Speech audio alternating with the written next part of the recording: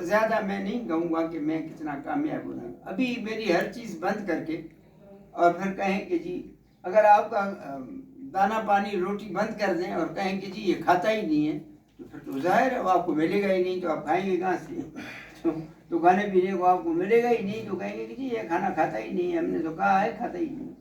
تو یہ وہی ہے کہ ڈپارٹمنٹ کو پیرالائز کر کے اور ڈپارٹمنٹ کی ہر چیز بند کر کے پھر کہا جا رہا ہے کہ جی اس کی کارکردگی اچھی نہیں ہے. تو اس کی کارکردگی کیا ہوگی کہ اس میں وہ فنڈ نہیں ہے, وہ یوٹیلائزیشن نہیں ہے. تو میں صرف اتنا کہوں گا کہ میری کارکردگی پہلے واضح بلوچستان میں رہی ہے اور الحمدللہ کردار کے حوالے سے, کارکردگی کے حوالے سے الحمدللہ آج تک میرے اوپر کسی نے بھی انگلی نہیں اٹھائی, اللہ کے کرم سے. یہ سب مالک کی مہربانی ہے, میرا اس میں کمال نہیں ہے. لیکن ہمارے اگر کوئی عیب, ضرور عیب دار ہیں ہم, ضرور ہماری بھی غلطیاں ہیں, کوتاہیاں ہیں, لیکن اللہ تعالیٰ نے ان پہ اپنے حبیب کے صدقے پردہ رکھا ہوا ہے.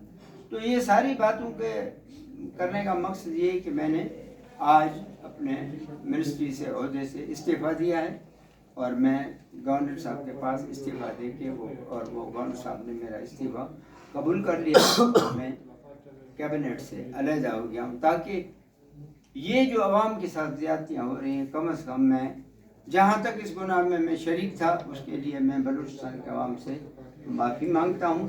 آپ لوگوں کے توسل سے, آپ لوگوں کے شروع سے معافی مانگتا ہوں کہ میری اور اس میں کوئی کوتاہی ہے تو وہ مجھے معاف کر دیں اور آگے اس گناہوں میں شریک نہیں ہو سکتا ہوں.